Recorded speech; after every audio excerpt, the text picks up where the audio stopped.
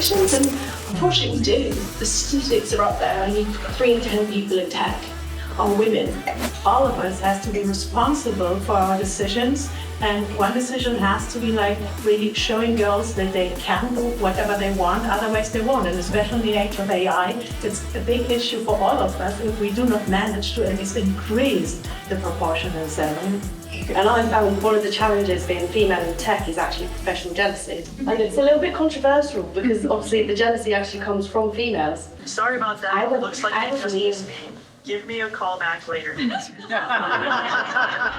think there's an element of maybe it's considered once you get to the age of 16 or above, that is it cool?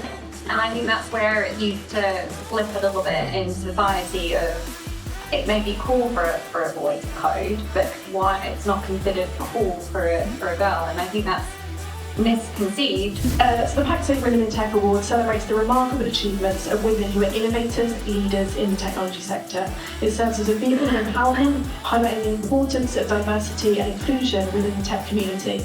And it's my absolute pleasure to present this award to the wonderful Becky Hatton.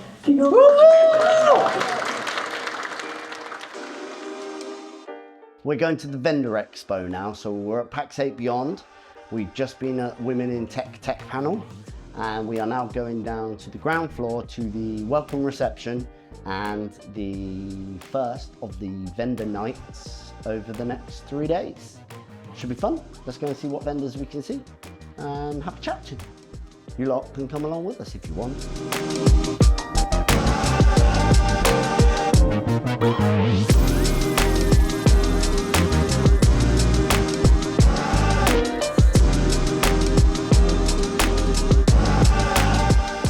Quite exciting. We can see lots of softwares that we're using, lots of products. I'm quite keen to speak with them, see their perspective, put a face to the name. So stay tuned. We're gonna talk with a few vendors today. Yes, our YouTube channel. No, why is it cheaper versus us? No, why should I use? Yeah, that's what I meant. Sorry, that's what I meant. Because we are simpler to use. Your customers, the employees of that customer can actually move those. Sure. Oh my God! Holy! That's kind of funny. Okay, you're gonna freak out. Okay, because there are very few reefs. Okay. So like as a kid, I take the train into Iowa, and like there's a town that's full of reefs. Like everybody is a reef. Yeah. And then the other Mike Reeves told me of a city in Texas that also has a bunch of reefs. They're all huddled there. So that's where they are. So our users love using 1Password. One, it's very, when I said I wasn't joking, it's extremely easy to use. Basically, it's not a multi-tenant. With our security architecture, if someone literally takes over 1Password as a company, they do not get access into our customer vaults. And here's why. We use 2 keys. So the biggest difference between 1Password and Keeper and LastPass and all these other caches. So you have to have both keys to get into the vault. We do not have one of the keys. We never have that second key. It lives on the customer side. So support has the ability to make calls and upgrades. There's a new version. Yeah, it is. That looks way better than your government. Exactly. I was talking similar to Veeam, they have the ability to restore the entire server. Yeah, 100% what we're doing. Like what we always say with our technology is run it side by side with your existing solution and compare how it operates against what you have in place, and it always comes out on top. So we have we use Equinox data centers. We use our own hardware within the Equinox data centers. They're all certified. They're all ISO 27001 certified.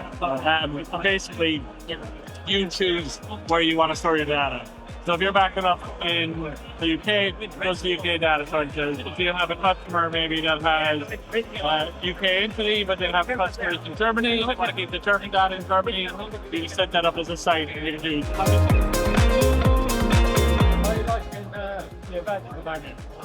It's good so far. It's only just kicking off, so there's a couple of vendors. We're going to have one of the vendors or two of the vendors on our podcast later on. So there's a couple of vendors that have stood out for me so far, but the proof is in the pudding in what we see in their technology. Stay tuned. So half of our customer base is Adobe products, and Adobe's overly priced and overly for what it is. So actually being able to dump them a trial to go, try this. Ultra license renewals at the moment, it's like painful. So painful. I've heard it. It makes us get to the point of like, do we need to look somewhere else because it's so painful. Yeah. We are working on resolving that to make it easier to sell those annual subscriptions. Yeah. So there will be a tool that will make it easy to see what the customer has now and renew those annual subscriptions. It'll come next year. So that'll be fine. So now we need to hound our account manager at Pax8 to go, where's Foxit? We want it now. Yeah.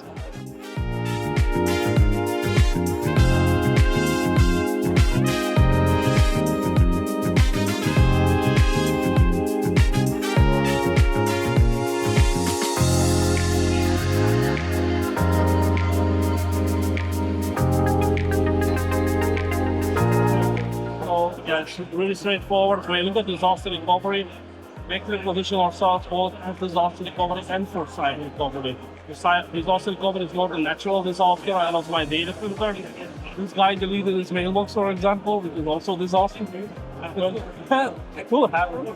But you also have cyber recovery where we actually are more into the cyber resilient folks, okay, with more terms of protection of the configuration of the public clouds. Things like threat scan, where you actually identify compromised data in the backup data before restore. AI niche. And also, I'm Michelle Correa, VP of Legal for EMEA. We're going to talk about some compliance stuff. When I landed this, which is your obligatory AI-generated picture, I thought, robots taking over the world, that's hilarious. But after yesterday, I'm like, actually, this is quite thinking. So yeah, it's a little bit scary, but a slightly different question. I work in legal, so the question is, what scares me about AI? The opportunities with AI are exponential, and it's quite overwhelming. So I'm there thinking, but really the two things that scare me most are that we spend a lot of time and resource building some amazing functionality, only to have to rip it all down because it doesn't comply with any of the legislation or it hasn't been built in a responsible way. But just as scary as that is not doing anything because we're afraid of those things and we don't get to enjoy the benefits and opportunities that AI brings and we get left behind. Leadership and oversight, and you do not already have a single person or team that's responsible for AI in your business, you need to appoint them now. Security. It's the bare bones of what we do, right? It's a core function for every one of us in this team. But for me, security and AI is all about data access controls and data classification. Double down on those things. They will save you a lot of pain, but they're the two most important things I would say from a security perspective. Training and awareness, we talk a lot about AI and the different use cases, and I think you've really got to embrace the compliance side with it and put those guardrails up. So get your business excited about it, get your customers excited about it, but give them the guardrails.